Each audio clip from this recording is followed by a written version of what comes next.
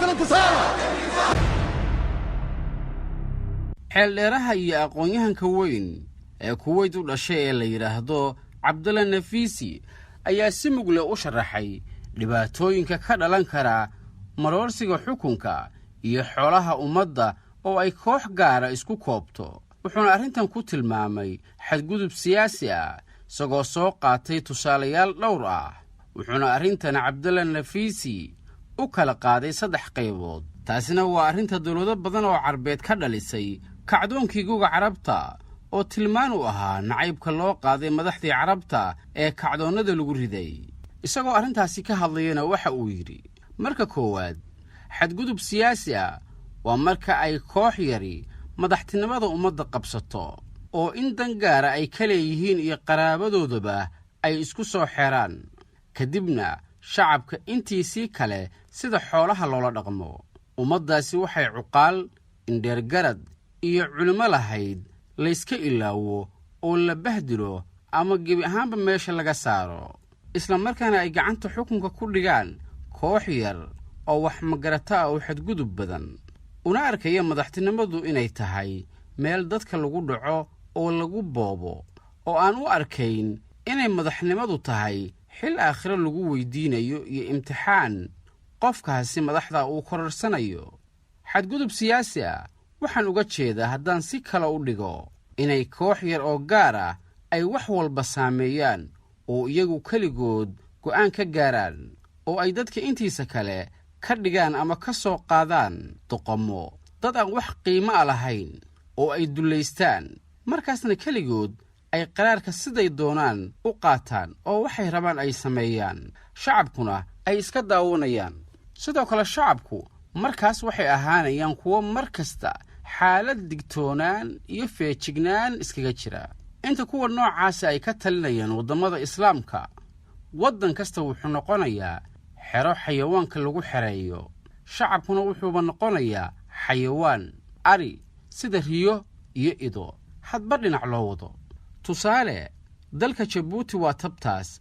hal nin ayaa 20 sano hor taagan ummaddaas oo dalkaas Jabuuti oo meel istiraatiiji ah ku yaalay ka dhigay cadaabtii adduunka, xabsi kor ka furan. qof Jabuutiyaan ah ma hadli karo, ma fekeri karo, cidna madaxa kor uma qaadi karto. ninkaas madaxda ah waddankii Jabuuti waxa uu ka dhigtay guri iyo meherad uu isagu leeyahay. qofkan isaga u sacabtumin looma oggolaado inuu sii noolaado. dadka intii xogaaga damiirka uu ku jiray reer Jabuuti waxay u carareen qurbaha, waliba waxay sii aadeen waddamo cadaalad fiican taallo oo Yurub ku yaala oo ay kaga nabadgeli karaan. Ismaaciil Cumar Geelle maxay tahay sababta aan tusaalaha gaarka ugu soo qaatay Jabuuti? sababtu waa in Jabuuti aanay ahayn waddan boqortooyo ah oo xilka la iska dhaxlo. haddana xaalkeeda Jabuuti waa sidaas. ka waran haddii nidaam boqortooyo uu ka jiri lahaa Jabuuti, soo hadda kama sii darnaadeen xaalku sida uu hadda yahay. Jabuuti dadkeedu 1 milyan kama badna. haddii waddankaasi uu madax fiican heli lahaa, Jabuuti xilligan waxay ahaan lahayd jannadii geeska Afrika. haddaba ogaada, meel kasta oo xadgudub siyaasi ah ka jiro waa sidaas, nooc kasta ha ahaatee. nidaamyada Carbeedna waaba ka sii daran yihiin. siyaasadda waddamada horumaray oo dadkoodu si fiican u fakaraan xilligan taalla waxa ay ka tarjuntaa oo kaliya oo ka warantaa in si fiican loo qaybiyo hantida, xuquuqda, awoodda, waajibaadka iyo fursadaha oo si cadaalad ah loo qaybiyo. kuwaasi waa dadka haysta madax fiican, shacabkuna ay yihiin kuwa soo jeeda oo madaxda si fiican ula xisaabtamaya.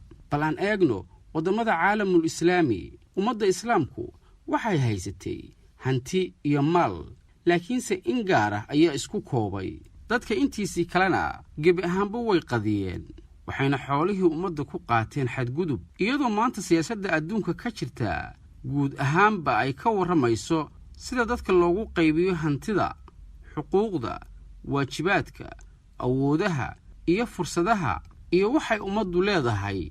ayay ka warramaan aragtiyaha siyaasiga ah ee la sheegoba. intaasoo dhan dunida muslimka cid keliya ayaa isku qaadatay, iyadoo dadkana loo arko inay yihiin wax jeebkooda la baarto. ummadda intaas la eg oo mid kasta laga qaado cashuur sidee ayaa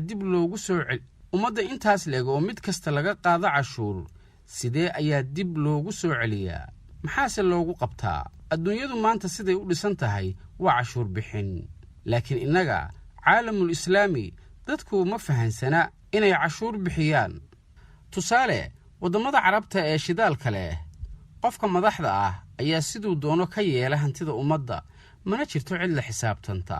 waddamadaasi inay leeyihiin dhaqaale shidaalka ka soo gala waa wax la wada og yahay, laakiinse madaxda carabtu marnaba kama fekeraan berrito haddii shidaalkaas laga maarmo sidee la yeelayaa. ma haystaan wax u beddelaa shidaalka.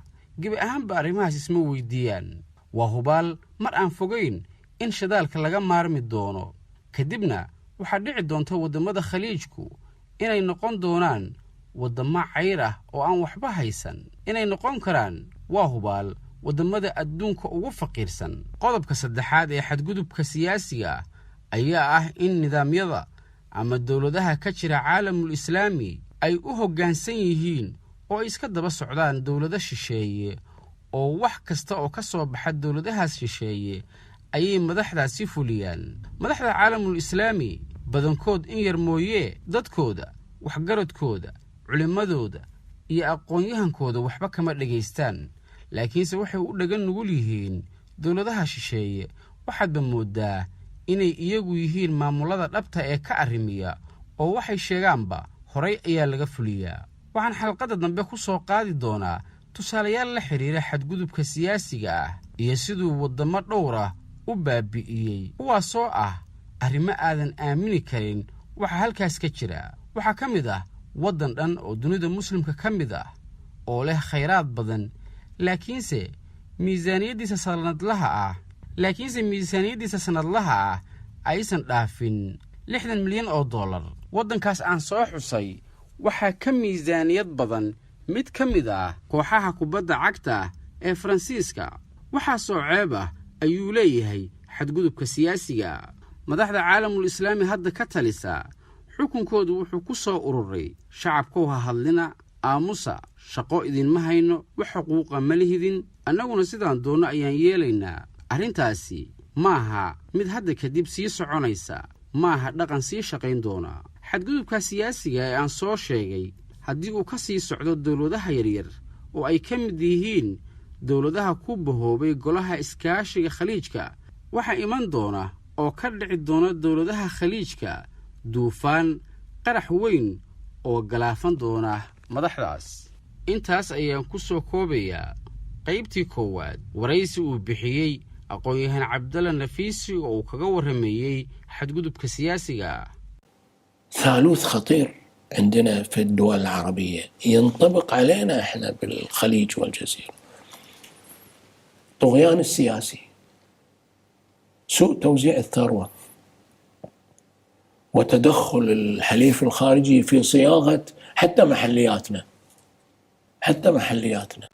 ما تمشي إطلاقا، ما تمشي. هذا الطغيان السياسي إذا استمر في الدول الصغيرة ومنها دول مجلس التعاون الخليجي يأتي بالطوفان، يعني بالانفجار.